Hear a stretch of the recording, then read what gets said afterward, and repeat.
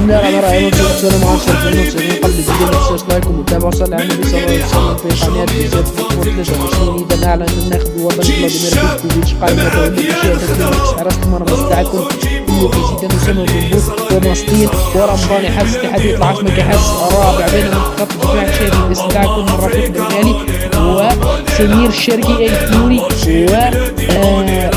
أيت نوري وجوان حجاب بالعيد بن سبعيني ومهدي في وسط الميدان. كان استدعاء نبيل بنطال الذي بدا يقدم مستويات كبيرة جدا مع فريقه ليعاد المنتخب الوطني الجزائري. عندك زروقي، عندك كذلك استدعاء كل من حسام عوار وهشام بدياوي.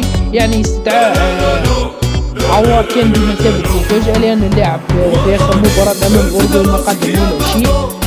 وعندك كذلك اللاعب الزروقي اصلا كل الجماهير تطالب باستبعاده وتم استبعاده مرة في قرابة سبتمبر ضمن عاد المنتخب الوطني الجزائري. لا نعرف لماذا. خط الهجوم شهد استدعاء كل من غيميتس وبومبولي، لكن شهد استبعاد المهاجم بغداد بونجاح. انا شخصيا كنت قادر نستبعد المهاجم عمورة الذي ما يقدم ولا شيء مع ناديه ونادي ساقط للدرجة الثانية الألمانية، واستدعي بغداد بونجاح. لكن الناخب الوطني فلاديمير بيتكوفيتش كان عنده رأي آخر.